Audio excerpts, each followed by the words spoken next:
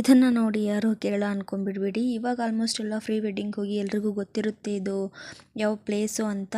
So ಇದರಲ್ಲಿ ಬರೀ Sharavati water bag ಮಾತ್ರ ಅಲ್ಲದೆ ಬೀಚ್ಗಳು ಸಿಗುತ್ತೆ, ಟೆಂಪಲ್ ಸಿಗುತ್ತೆ ಮತ್ತು ಸಣ್ಣ ಪುಟ್ಟ ಫಾಲ್ಸ್ಗಳು ಸಿಗುತ್ತೆ. ಸೊ ಅದನ್ನೆಲ್ಲನೂ ಒಂದು ದಿನದಲ್ಲೇ ನೀವು ಕವರ್ ಮಾಡ್ಕೊಂಬರ್ಬೋದು. ಸೊ ಇದಿರೋದು ಉತ್ತರ ಕನ್ನಡ ಜಿಲ್ಲೆ. ನೀವು ಈ ಪ್ಲೇಸಿಗೆ ಹೋದರೆ ನಿಜವಾಗ್ಲೂ ತುಂಬಾ ಇಷ್ಟಪಟ್ಟು ನೋಡಿ ಖುಷಿಯಾಗಿ ಎಂಜಾಯ್ ಮಾಡಿ ಬರ್ತೀರಾ.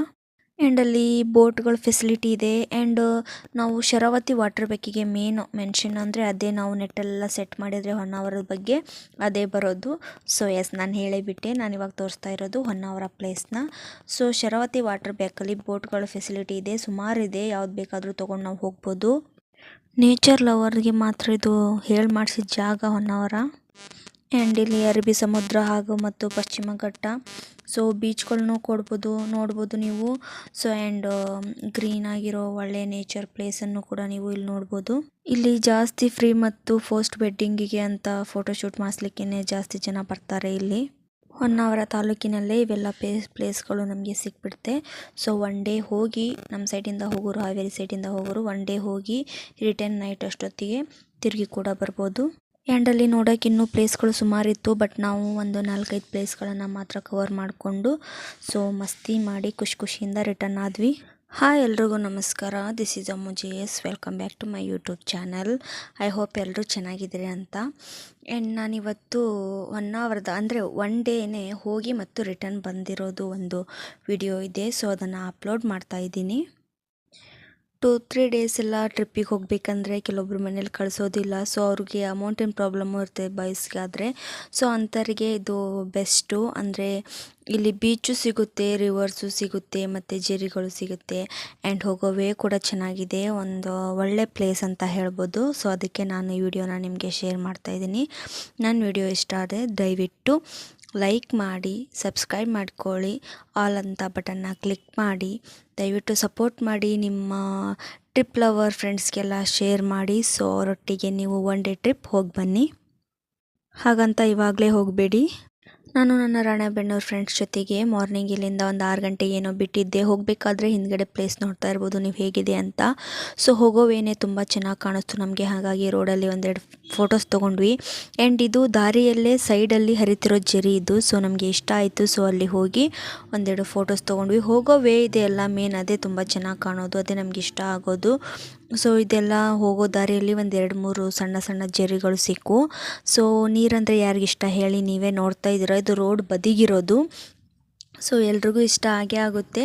ಆ್ಯಂಡ್ ನನಗೂ ಕೂಡ ನಮ್ಮೆಲ್ರಿಗೂ ಇಷ್ಟ ಆಯಿತು. ಸೊ ನಾವು ಅಲ್ಲಿ ಸುಮಾರು ಒಂದು 20 ಮಿನಿಟ್ಸ್ ಅಂತೂ ಅಲ್ಲಿ ಟೈಮ್ ಸ್ಪೆಂಡ್ ಮಾಡಿದ್ವಿ. ಅದಾದಮೇಲೆ ರೋಡು ಕೂಡ ತುಂಬ ಚೆನ್ನಾಗಿ ಕಾಣಿಸ್ತಿತ್ತು ಬ್ಯಾಕ್ಗ್ರೌಂಡು. ಸೊ ಅಲ್ಲೊಂದೆರಡು ಫೋಟೋಸ್ ತೊಗೊಂಡ್ವಿ. ಏನಂದರೆ ಅದನ್ನು ಹೋಗಿ ಸ್ವಲ್ಪ ಮುಂದೆ ಹೋದಾದಮೇಲೆ ಈ ವಿಡಿಯೋನಂತೂ ನೀವು ತುಂಬ ಇನ್ಸ್ಟಾಗ್ರಾಮ್ ಆ್ಯಂಡ್ ಯೂಟ್ಯೂಬಲ್ಲಾಗಲಿ ಅಥವಾ ಶೇರ್ ಚಾಟು ಎಲ್ಲಾದರೂ ಈ ವಿಡಿಯೋ ತುಂಬ ವೈರಲ್ಲು, ಆ ಪ್ಲೇಸಿಂದು ನೋಡಿರ್ತೀರ ನೀವು. ಆ್ಯಂಡ್ ಇದೊಂದು ತೂಗು ಸೇತುವೆ ಸಿಕ್ತು. ಸೊ ಆ್ಯಂಡ್ ಇಲ್ಲಿಗೆ ಹೋದ್ವಿ. ಇದ್ರ ಹೆಸರನ್ನ ನಾನು ಮೆನ್ಷನ್ ಮಾಡ್ತೀನಿ. ಇದು ಕರ್ಕಿ ಬ್ರಿಡ್ಜ್ ಅಂತಲೂ ಅಂತಾರೆ ಇದಕ್ಕೆ. ಸೊ ಇದು ಕೂಡ ಹೊನ್ನಾವರ ತಾಲೂಕಿನಲ್ಲೇ ಬರುತ್ತೆ. ನೋಡ್ತಾ ಇರ್ಬೋದು ಎಷ್ಟು ಸುಂದರವಾಗಿದೆ ಅಂತ. ನಾನಿನ್ನೂ ಅವಾಗ ಯೂಟ್ಯೂಬ್ ಸ್ಟಾರ್ಟ್ ಮಾಡಿರಲಿಲ್ಲ. ಸೊ ಮೆಮೊರೀಸ್ಗೋಸ್ಕರ ಇರೋ ಫೋಟೋ ವೀಡಿಯೋಸ್ನೇ ನಾನು ನಿಮಗೆ ಹಾಕ್ತಾ ಇದ್ದೀನಿ, ನಿಮಗೂ ಕೂಡ ಹೆಲ್ಪ್ ಆಗಲಿ ಅಂತಂದು. ನಾವಿವಾಗ ಫೋಟೋಸಲ್ಲಿ ವೀಡಿಯೋಸಲ್ಲಿ ನೋಡಬೇಕಾದ್ರೆ ಎಷ್ಟು ಖುಷಿಯಾಗುತ್ತೆ ಅಂದರೆ ಅದನ್ನು ರಿಯಲಾಗಿ ಫೀಲ್ ಮಾಡಿದಾಗ ಎಷ್ಟು ಖುಷಿಯಾಗುತ್ತೆ. ಇದು ಕರ್ಕಿದು ಹ್ಯಾಂಗಿಂಗ್ ಬ್ರಿಡ್ಜ್ ಇದು. ಸೊ ಇವಾಗ ನಾವು ಹೋಗ್ತಾ ಇರೋದು ಶರಾವತಿ ವಾಟರ್ ಬ್ಯಾಗ್, ಇದು ಹೊನ್ನಾವರದಲ್ಲಿದೆ. ಸೊ ನಾವು ಇಲ್ಲಿಗೆ ಹೋದಾಗ ಮಾರ್ನಿಂಗ್ 8-8:30 ಏನೋ ಆಗಿತ್ತು. ಬಟ್ ನಮಗೆ ಗಾಡಿ ಸಿಗೋದು ಅಂದರೆ ಅದು ಬೋಟ್ ಸಿಗೋದು ಸ್ವಲ್ಪ ಲೇಟ್ ಆಯಿತು ನಮಗೆ. ಅಲ್ಲೊಬ್ಬರು ಅಣ್ಣ ನಮಗೆ ಗೊತ್ತಿರೋರಿದ್ದರು. ಸೊ ನಾವು ಅವ್ರು ಬಿಟ್ಟು ಅಂದರೆ ನಾವು ಸುಮಾರು ಸರಿ ಹೋಗಿದ್ದೀವಿ ಅಲ್ಲಿ. ಸೊ ಹಾಗಾಗಿ ಅವರೇ ಸೇಫು ಆ್ಯಂಡ್ ಕಂಫರ್ಟೇಬಲ್ ಆಗಿರುತ್ತೆ. ನಮಗೆ ಫೋಟೋಸ್ ಎಲ್ಲ ತಕ್ಕೊಡ್ತಾರೆ ಅವರು. ನಿಮಗೂ ಯಾರಿಗಾದರೂ ಅಲ್ಲಿಗೆ ಹೋದರೆ ಬೇಕಿದ್ದರೆ ಕಾಂಟ್ಯಾಕ್ಟ್ ಕೊಡ್ತೀವಿ. ಸೊ ನಾವು ಅಲ್ಲಿಗೆ ಹೋದಾಗ 8:30 ಆಗಿತ್ತು. ಬಟ್ ನಮಗೆ ಲೇಟಾಗಿ ಗಾಡಿ ಸಿಕ್ತು. ಅಂದರೆ ನಾವು ಹೋದಾಗ ಅವ್ರು ಒಂದು ಲೋಡ್ ಹೋಗಿದ್ದರು. ಸೊ ರಿಟರ್ನ್ ಬರೋವರೆಗೂ ನಾವು ಅವ್ರಿಗೋಸ್ಕರನೇ ವೆಯ್ಟ್ ಮಾಡಿ ಹೋದ್ವಿ. ಇದು ನೋಡ್ತಾ ಇದ್ದೀರಾ ಯಾವ ಥರ ಅಂತಂದರೆ ಇವಾಗ ತಾಜ್ ಕಾಫಿದು, ತಾಜ್ ಟೀದು ಬರುತ್ತಲ್ಲ ಒಂದು ಅಡ್ವರ್ಟೈಸ್ಮೆಂಟು, ಆ ಥರದಲ್ಲೆಲ್ಲ ಹೆಂಗಿರುತ್ತೋ. ಸೊ ಇದು ಕೂಡ ವಾಟರ್ ಬ್ಯಾಗ್, ಇದು ನೋಡೋಕೆ ಎಷ್ಟು ಚೆನ್ನಾಗಿದೆಯೋ ಸೊ ಫೀಲ್ ಮಾಡೋಕೆ ಕೂಡ ಅಷ್ಟೇ ಚೆನ್ನಾಗಿದೆ. ಅಲ್ಲಿ ಹೋದವ್ರಿಗೆ ಗೊತ್ತು. ಇವಾಗೆಲ್ಲ ಪ್ರೀ ವೆಡ್ಡಿಂಗ್ ಶೂಟ್ ಎಲ್ಲ ಅಲ್ಲೇ ನಡೀತದೆ.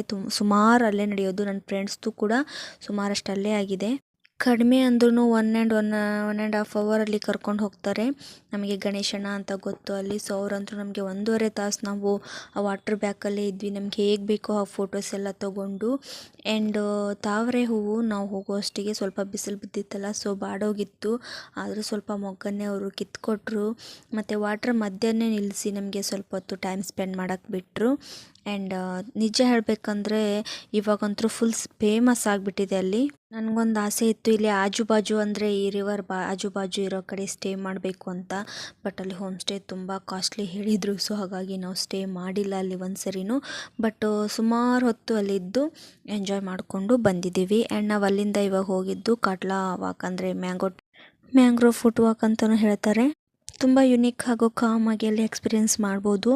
ಅಂದ್ರೆ ಮ್ಯಾಂಗ್ರೋವ್ ಟ್ರೀಗಳಿದ್ದಾವೆ ಅಲ್ಲಿ. ಸೊ ಅಲ್ಲೆಲ್ಲ ಮಧ್ಯೆನೂ ವಾಟರ್ ಇದೆ. ಇವಾಗ ನೀವು ನೋಡ್ತಾ ಇದ್ದೀರಾ.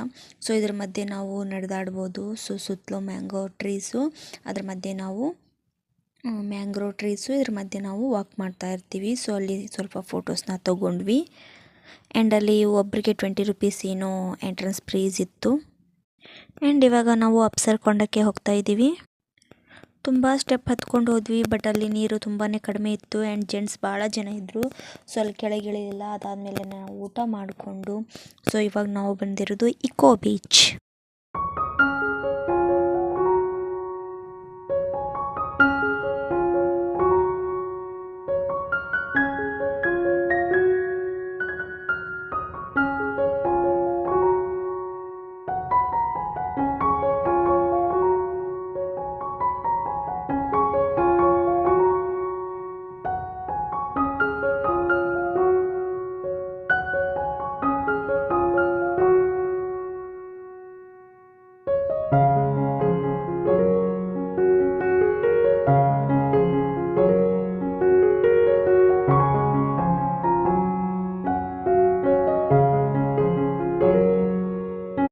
ಆ್ಯಂಡ್ ಅಪ್ಸರ್ಕೊಂಡ ಅಂತ ಹೇಳ್ತಾ ಇದ್ದೆ. ಸೊ ಅಪ್ಸರ್ಕೊಂಡ ಇದು ಪಾರ್ಕ್ ಕೂಡ ಇದೆ. ನಾವು ಮೇಲ್ಗಡೆ ಪಾರ್ಕಿಗೆ ಅಂತ ಬಂದಿದ್ವಿ.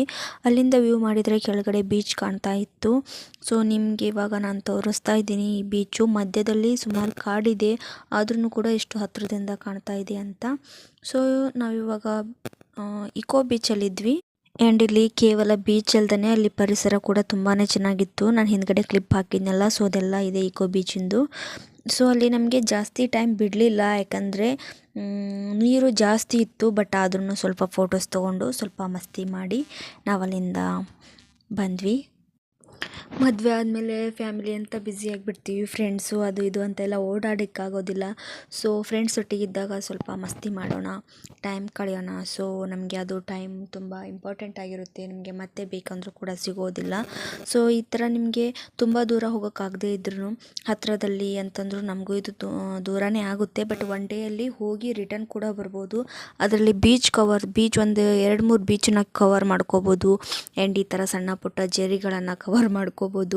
ಆ್ಯಂಡ್ ಪಾರ್ಕ್ಗಳು ಸಿಗುತ್ತೆ. ಆ್ಯಂಡ್ ಶರಾವತಿ ವಾಟರ್ ಬ್ಯಾಕ್ ಇದೆ. ಒಳ್ಳೆ ಮೀನೂಟ, ಒಳ್ಳೊಳ್ಳೆ ಫುಡ್ ಸಿಗುತ್ತೆ. ಸೊ ಫ್ರೆಂಡ್ಸ್ ಒಟ್ಟಿಗೆ ಟೈಮ್ ಕಳೆದೇ ಒಂದು ಚಂದ. ಸೊ ಫುಲ್ ಹೋಗೋವರೆಗೂ ಫ್ರೆಂಡ್ಸ್ ಒಟ್ಟಿಗೆ ನಾವು ಟೈಮ್ ಕಳಿಬೋದು. ಆ್ಯಂಡ್ ಈ ವಿಡಿಯೋ ನಿಮಗೆ ಇಷ್ಟ ಆದರೆ ದಯವಿಟ್ಟು ನಿಮ್ಮ ಸ್ನೇಹಿತರಿಗೆ ಫಾರ್ವರ್ಡ್ ಮಾಡಿ ಆ್ಯಂಡ್ ಶೇರ್ ಮಾಡಿ, ಕಮೆಂಟ್ ಮಾಡಿ, ಲೈಕ್ ಮಾಡಿ, ಸಬ್ಸ್ಕ್ರೈಬ್ ಮಾಡಿಕೊಂಡು ಆಲ್ ಬಟನ್ನ ಕ್ಲಿಕ್ ಮಾಡಿ. ನಾನು ಹಾಕೋ ಪ್ರತಿಯೊಂದು ವಿಡಿಯೋನೂ ನಿಮಗೆ ನೋಟಿಫಿಕೇಷನ್ ಬರುತ್ತೆ. ಸೊ ಸಪೋರ್ಟ್ ಮಾಡ್ತಾಯಿರಿ. Thank you.